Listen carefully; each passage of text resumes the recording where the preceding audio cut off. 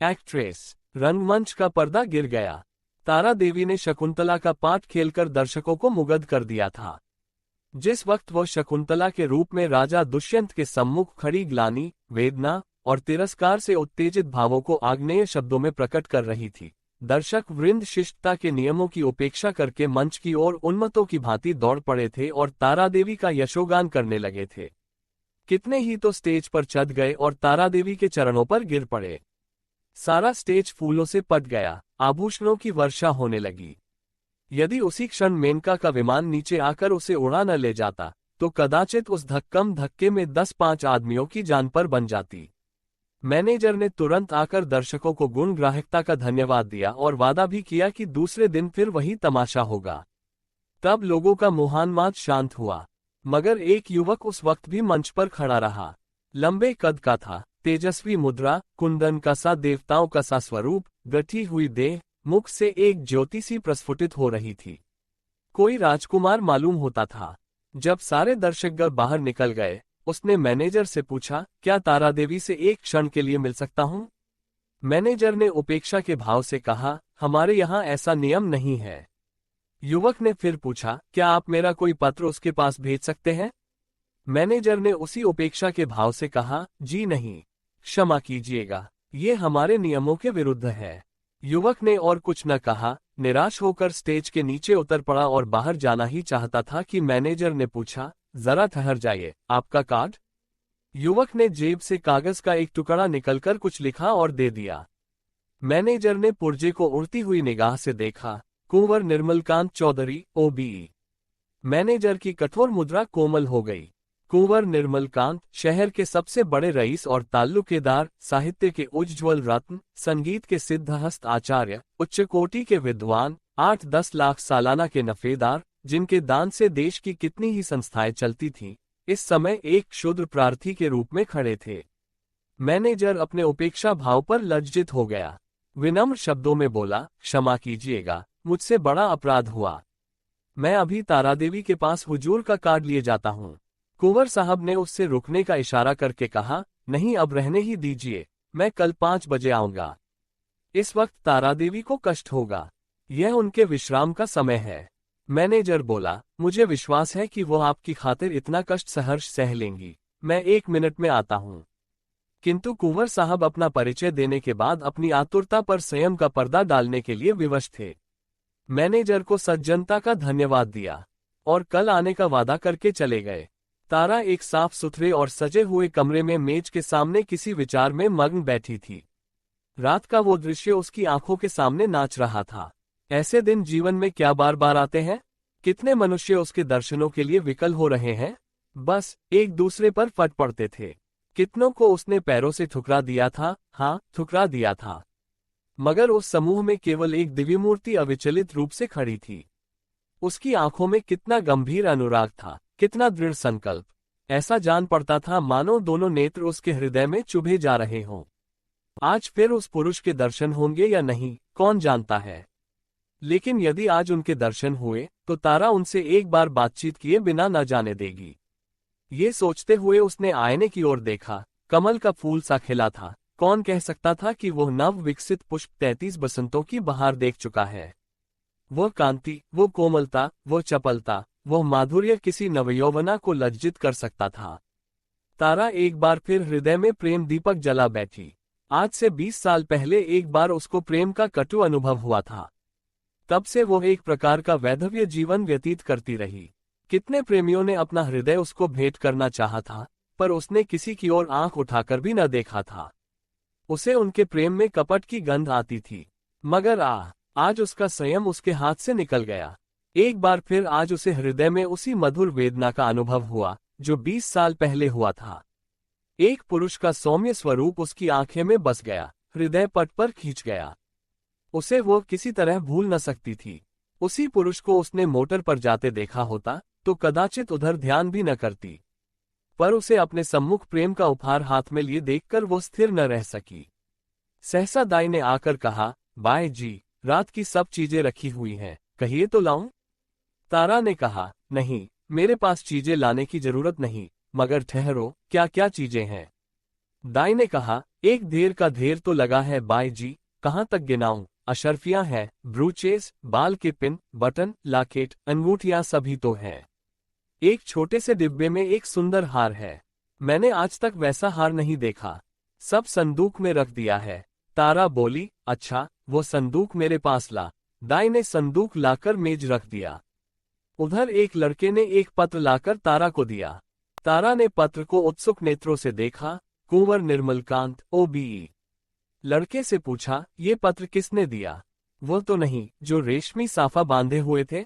लड़के ने केवल इतना कहा, मैनेजर साहब ने दिया है, और लपका हुआ बाहर चला गया। संदूक में सबसे पहले डिब्बा नजर आया। तारा ने उसे खोला तो सच्चे मोतियों का सुंदर हार था। डिब्बे में एक तरफ एक कार्ड भी था। तारा ने लपक कर उसे निकाल लिया और पढ़ा, कुंवर निर्मलकांत। कार्ड उसके हाथ से छूटकर गिर पड़ा। वो झपट कर कुर्सी से उठी और बड़े वेग से कई कमरों और बरामदों को पार करती मैनेजर के सामने आकर खड़ी हो गई। मैनेजर ने खड़े होकर उसका स्वागत किया और बोला, मैं रात की सफलता पर आपको बधाई देता हूँ। तारा ने खड़े खड़े पूछा, कुंवर निर्मलकांत क्या बाहर है? लड़का पत्र देकर भाग गया। मैं उससे कुछ पूछ न सकी। मैनेजर बोला, कुंवर साहब का रुक्का तो रात ही तुम्हारे चले आने के बाद मिला था। तारा ने कहा, तो आपने उसी वक्त मेरे पास क्यों न भेज दिया? मैनेजर ने दबी जबान से कहा, मैंने समझा तुम आराम कर रही होगी, कष्ट देना उचित न समझा। और भाई, साफ बात यह है कि मैं डर रहा था, कहीं कुंवर साहब को तुमसे मिलाकर तुम्हें खो न बैठूं। अगर मैं औरत होता तो उसी वक्त उनके पीछे हो लेता। ऐसा देवरूप पुरुष मैंने आज तक नहीं देखा। वही जो रेशमी साफा बांधे खड़े थे तुम्हारे सामने, तुमने भी तो देखा था। तारा ने मानो अर्धनिद्रा की दशा में कहा, हाँ देखा तो था, क्या ये फिर आएंगे? मैनेजर बोला, हाँ आज 5 बजे शाम को। बड़े विद्वान आदमी है और इस शहर के सबसे बड़े रईस। तारा ने कहा, आज मैं रिहर्सल में न आऊंगी। कुंवर साहब आ रहे होंगे। तारा आईने के सामने बैठी है और दाई उसका श्रृंगार कर रही है। श्रृंगार भी इस जमाने में एक विद्या है। पहले परिपाटी के अनुसार ही श्रृंगार किया जाता था। कवियों, चित्रकारों और रसिकों ने श्रृंगार की मर्यादा सी बांध दी थी। आंखों के लिए काजल लाजमी था, हाथों के लिए मेहंदी, पांव के लिए महावर। एक एक अंग, एक एक आभूषण के लिए निर्दिष्ट था। आज वो परिपाटी नहीं रही। आज प्रत्येक रमणी अपनी सुरुचि, सुबुद्धि और तुलनात्मक भाव से श्रृंगार करती है। उसका सौंदर्य किस उपाय से आकर्षकता की सीमा पर पहुंच सकता है, यही उसका आदर्श होता है। तारा इस कला में निपुण थी। वो 15 साल से इस कंपनी में थी और यह समस्त जीवन उसने पुरुषों के हृदय से खेलने ही में व्यतीत किया था। किस चिवतन से, किस मुस्कान से, किस अंगड़ाई से, किस तरह केशों के बिखेर देने से दिलों का कत्लेआम हो जाता है, इस कला में कौन उससे बढ़कर हो सकता था। आज उसने चुन चुनकर आजमाए हुए तीर तर्कस से निकाले, और जब अपने अस्त्रों से सजकर वह दीवान खाने में आई, तो जान पड़ा मानो संसार का सारा माधुर्य उसकी बलाएं ले रहा है। वो मेज के पास खड़ी होकर कुंवर साहब का कार्ड देख रही थी। उसके कान मोटर की आवाज की ओर लगे हुए थे। वो चाहती थी कि कुंवर साहब इसी वक्त आ जाएं और उसे इसी अंडर से खड़े देखें। इसी अंडर से वो उसके अंग प्रत्यंगों की पूर्ण छवि देख सकते थे। उसने अपनी श्रृंगार कला से काल पर विजय पा ली थी। कौन कह सकता था कि यह चंचल नवयौवन उस अवस्था को पहुंच चुकी है जब हृदय को शांति की इच्छा होती है, वह किसी आश्रम के लिए आतुर हो उठता है और उसका अभिमान नम्रता के आगे सिर झुका देता है। तारा देवी को बहुत इंतजार न करना पड़ा। कुंवर साहब शायद मिलने के लिए उससे भी उत्सुक थे। 10 ही मिनट के बाद उनकी मोटर की आवाज आई। तारा संभल गई। एक क्षण में कुंवर साहब ने कमरे में प्रवेश किया। तारा शिष्टाचार के लिए हाथ मिलाना भी भूल गई। प्रौढ़ावस्था में भी प्रेमी की उद्विग्नता और असावधानी कुछ कम नहीं होती। वो किसी सलज्जा युवती की भांति सिर झुकाए खड़ी रही। कुंवर साहब की निगाह आते ही उसकी गर्दन पर पड़ी। वो मोतियों का हार जो उन्होंने रात को भेंट किया था, चमक रहा था। कुंवर साहब को इतना आनंद और कभी न हुआ। उन्हें एक क्षण के लिए ऐसा जान पड़ा मानो उसके जीवन की सारी अभिलाषा पूरी हो गई। बोले, मैंने आपको आज इतने सवेरे कष्ट दिया, क्षमा कीजिएगा। ये तो आपके आराम का समय होगा। तारा ने सिर से खिसकती हुई साड़ी को संभाल कर कहा, इससे ज्यादा आराम और क्या हो सकता कि आपके दर्शन हुए। मैं इस उपहार के लिए और क्या आपको मनो धन्यवाद देती हूँ। अब तो कभी कभी मुलाकात होती रहेगी। निर्मलकांत ने मुस्कराकर कहा, कभी कभी नहीं, रोज। आप चाहे मुझसे मिलना पसंद न करें, पर एक बार इस ड्योरी पर सिर को झुका ही जाऊंगा। तारा ने भी मुस्कुरा कर उत्तर दिया, उसी वक्त तक जब तक कि मनोरंजन की कोई नई वस्तु नजर न आ जाए। क्यों? निर्मलकांत बोला, मेरे लिए यह मनोरंजन का विषय नहीं, जिंदगी और मौत का सवाल है। हाँ, तुम इसे विनोद समझ सकती हो, मगर कोई परवाह नहीं। तुम्हारे मनोरंजन के लिए मेरे प्राण भी निकल जाए, तो मैं अपना जीवन सफल समझूंगा। दोनों तरफ से इस प्रीति को निभाने के वादे हुए। फिर दोनों ने नाश्ता किया और कल भोज का न्योता देकर कुंवर साहब विदा हुए। 1 महीना गुजर गया। कुंवर साहब दिन में कई कई बार आते। उन्हें एक क्षण का वियोग भी असह्य था। कभी दोनों बजरे पर दरिया की सैर करते, कभी हरी हरी घास पर पाकों में बैठे बातें करते, कभी गाना बजाना होता, नित्य नए प्रोग्राम बनते थे। सारे शहर में मशहूर था कि ताराबाई ने कुंवर साहब को फांस लिया और दोनों हाथों से संपत्ति लूट रही है। पर तारा के लिए कुंवर साहब का प्रेम ही एक ऐसी संपत्ति थी जिसके सामने दुनिया भर की दौलत देय थी। उन्हें अपने सामने देखकर उसे किसी वस्तु की इच्छा न होती थी। मगर 1 महीने तक इस प्रेम के बाजार में घूमने पर भी तारा को वह वस्तु न मिली जिसके लिए उसकी आत्मा लोलुप हो रही थी।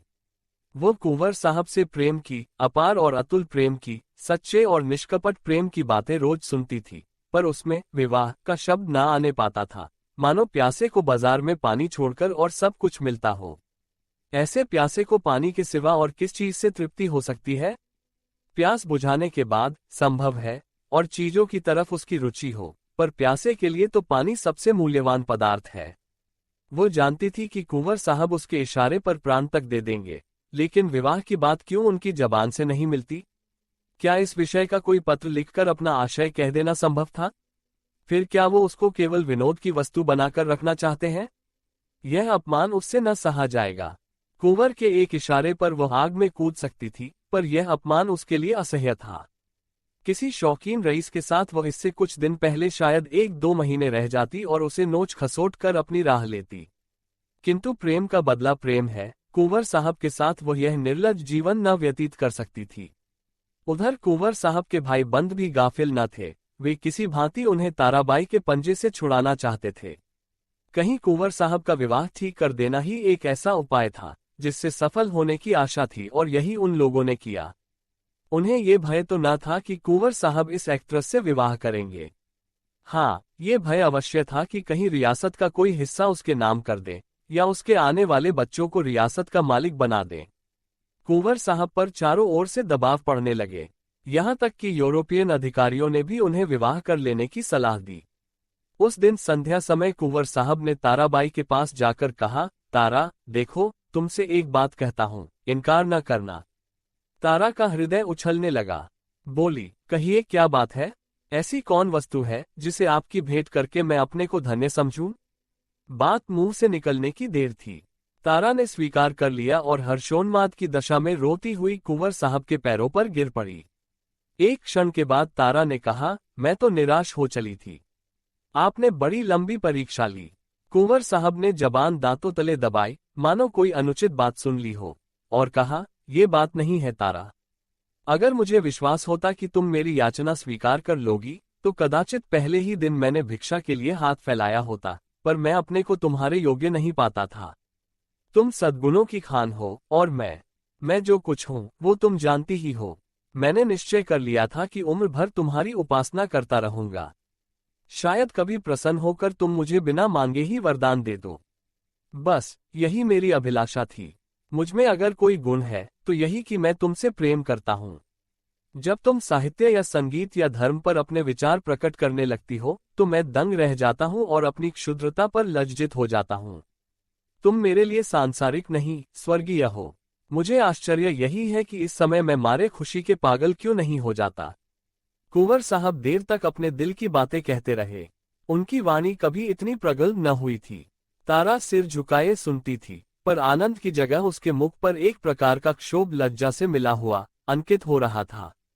ये पुरुष इतना सरल हृदय, इतना निष्कपट है, इतना विनीत, इतना उदार। सहसा कुंवर साहब ने पूछा, तो मेरे भाग्य किस किस दिन उदय होंगे तारा? दया करके बहुत दिनों के लिए न टालना। तारा ने कुंवर साहब की सरलता से परास्त होकर चिंतित स्वर में कहा, कानून का क्या कीजिएगा? कुंवर साहब ने तत्परता से उत्तर दिया, इस विषय में तुम निश्चिंत रहो तारा, मैंने वकीलों से पूछ लिया है। एक कानून ऐसा है जिसके अनुसार हम और तुम एक प्रेम सूत्र में बांध सकते हैं। उसे सिविल मैरिज कहते हैं। बस आज ही के दिन वो शुभ मुहूर्त आएगा। क्यों?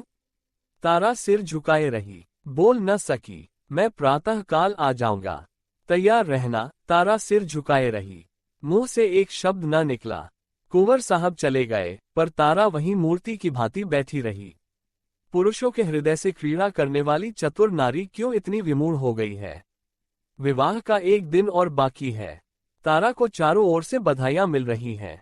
थिएटर के सभी स्त्री पुरुषों ने अपनी सामर्थ्य के अनुसार उसे अच्छे अच्छे उपहार दिए हैं। कुंवर साहब ने भी आभूषणों से सजा हुआ एक सिंगारदान भेंट किया है। उनके 2-4 अंतरंग मित्रों ने भांति भांति के सौगात भेजे हैं, पर तारा के सुंदर मुख पर हर्ष की रेखा भी नहीं नजर आती। वो क्षुब्ध और उदास है। उसके मन में 4 दिनों से निरंतर यही प्रश्न उठ रहा है, क्या कुंवर के साथ विश्वासघात करें?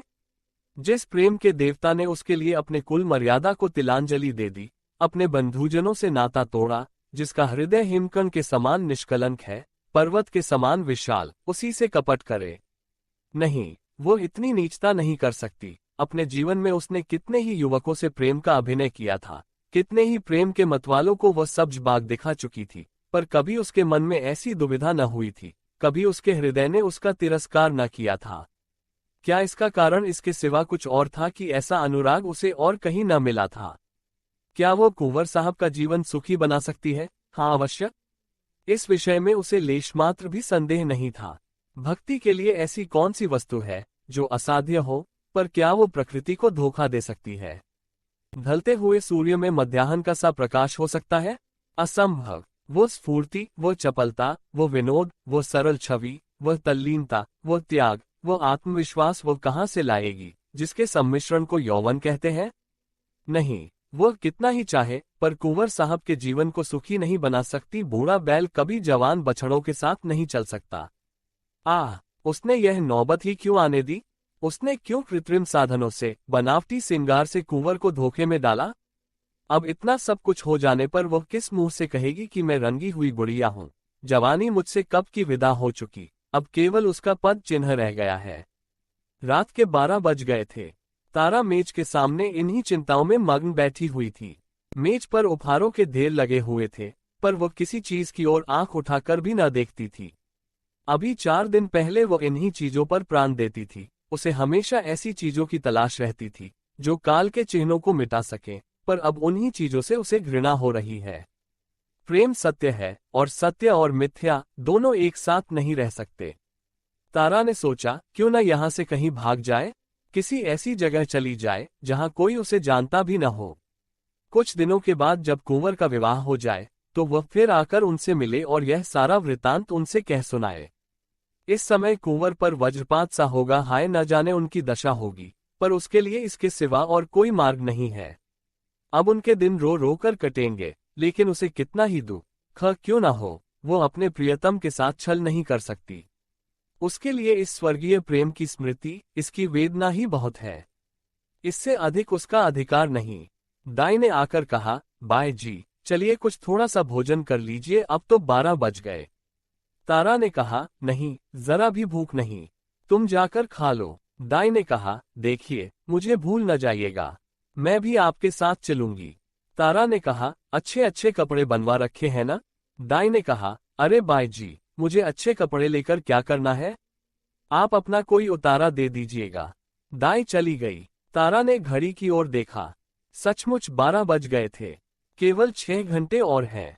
प्रातःकाल कुंवर साहब उसे विवाह मंदिर में ले जाने के लिए आ जाएंगे। हाय भगवान, जिस पदार्थ से तुमने इतने दिनों तक उसे वंचित रखा, वो आज क्यों सामने लाए?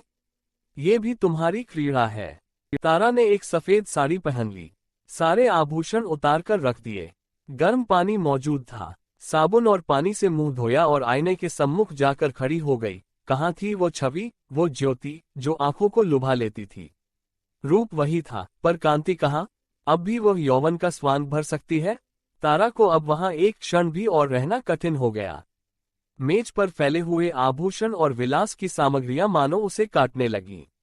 ये कृत्रिम जीवन असह्य हो उठा, खस की टिटियों और बिजली के पंखों से सजा हुआ शीतल भवन उसे भट्टी के समान तपाने लगा। उसने सोचा, कहाँ भाग कर जाऊं? रेल से भागती हूं तो भागने ना पाऊंगी। सवेरे ही कुंवर साहब के आदमी छूटेंगे और चारों तरफ मेरी तलाश होने लगेगी। वो ऐसे रास्ते से जाएगी जिधर किसी का ख्याल भी न जाए। तारा का हृदय इस समय गर्व से छलका पड़ता था। वो दुखी न थी, निराश न थी। फिर कुंवर साहब से मिलेगी, किंतु वो निस्वार्थ संयोग होगा। प्रेम के बनाए हुए कर्तव्य मार्ग पर चल रही है। फिर दुख क्यों हो और निराश क्यों हो? सहसा उसे ख्याल आया, ऐसा न हो कुंवर साहब उसे वहां न पाकर शोक विह्वलता की दशा में अनर्थ कर बैठे। इस कल्पना से उसके रोंगटे खड़े हो गए। एक क्षण के लिए उसका मन कातर हो उठा। फिर वो मेज पर जा बैठी और यह पत्र लिखने लगी। प्रियतम, मुझे क्षमा करना। मैं अपने को तुम्हारी दासी बनने के योग्य नहीं पाती। तुमने मुझे प्रेम का वो स्वरूप दिखा दिया जिसकी इस जीवन में मैं आशा न कर सकती थी। मेरे लिए इतना ही बहुत है। मैं जब जीऊंगी तुम्हारे प्रेम में मग्न रहूंगी। मुझे ऐसा जान पड़ रहा है कि प्रेम की स्मृति में प्रेम के भोग से कहीं अधिक माधुर्य और आनंद है। मैं फिर आऊंगी, फिर तुम्हारे दर्शन करूंगी, लेकिन उसी दशा में जब तुम विवाह कर लोगे। यही मेरे लौटने की शर्त है। मेरे प्राणों के प्राण, मुझसे नाराज न होना। ये आभूषण जो तुमने मेरे लिए भेजे थे, अपनी ओर से नववधू के लिए छोड़े जाती हूँ। केवल वो मोतियों का हार जो तुम्हारे प्रेम का पहला उपहार है, अपने साथ लिए जाती हूँ। तुमसे हाथ जोड़कर कहती हूँ, मेरी तलाश न करना। मैं तुम्हारी हूँ और सदा तुम्हारी रहूंगी। तुम्हारी तारा। ये पत्र लिखकर तारा ने मेज पर रख दिया, मोतियों का हार गले में डाला और बाहर निकल आई। थिएटर हॉल से संगीत की ध्वनि आ रही थी। एक क्षण के लिए उसके पैर बांध गए। 15 वर्षों का पुराना संबंध आज टूट रहा था। सहसा उसने मैनेजर को आते देखा। उसका कलेजा धक से हो गया। वो बड़ी तेजी से लपककर दीवार की आड़ में खड़ी हो गई। ज्यों ही मैनेजर निकल गया, वो हाथे के बाहर आई और कुछ दूर गलियों में चलने के बाद उसने गंगा का रास्ता पकड़ा। गंगा तट पर सन्नाटा छाया हुआ था। 10-5 साधु बैरागी धुनियों के सामने लेटे थे। 10-5 यात्री कंबल जमीन पर बिछाए सो रहे थे। गंगा किसी विशाल सर्प की भांति रेंगती चली जाती थी। एक छोटी सी नौक किनारे पर लगी हुई थी। मल्लाह नौक में बैठा हुआ था। तारा ने मल्लाह को पुकारा, ओ मांझी, उस पार नाव ले चलेगा? मांझी ने जवाब दिया, इतनी रात गए नाव न जाए। मगर दूनी मजदूरी की बात सुनकर उसे डांट उठाया और नाव को खोलता हुआ बोला, सरकार, उस पार कहाँ जय है? तारा ने कहा, उस पार एक गांव में जाना है। मल्लाह बोला, मुदा इतनी रात गए कोनो सवारी शिकारी न मिली। तारा ने कहा, कोई हर्ज नहीं, तुम मुझे उस पर पहुंचा दो। मांझी ने नाव खोल दी। तारा उस पर जा बैठी और नौक मंद गति से चलने लगी, मानो जीव स्वप्न साम्राज्य में विचर रहा हो। इसी समय एकादशी का चांद पृथ्वी से उस पार अपनी उज्ज्वल नौक खेता हुआ निकला और व्योम सागर को पार करने लगा। कहानी यहीं पर समाप्त होती है। यह कहानी अब यहीं समाप्त होती है। इस कहानी को हिंदी के प्रसिद्ध लेखक प्रेमचंद ने लगभग 100 वर्ष पहले लिखा था। हमें यह जानने की उत्सुकता है कि यह कहानी आपको कैसी लगी। यदि कहानी का विषय या इसे प्रस्तुत करने का ढंग आपको अच्छा न लगा हो, तब भी हमें अवश्य बताइए। साथ ही यह भी बताइए कि आपको किस प्रकार की कहानियां अच्छी लगती हैं। हम आपकी पसंद की कहानियों को यहां लाने का प्रयास अवश्य करेंगे। अच्छी कहानी को अपने मित्रों को बताने का अपना ही आनंद होता है। कभी कभी ऐसा भी होता है कि कोई मनचाही वीडियो देखने के 1-2 दिन बाद हम उसे पुनः देखना चाहते हैं, लेकिन वह आसानी से ढूंढे नहीं मिलता। यदि आपके साथ भी ऐसा होता है तो सदस्य बनकर इस समस्या से बचा जा सकता है। भविष्य में पुनः मिलने के लिए इस बार विदा लेते हैं। तब तक के लिए नमस्कार।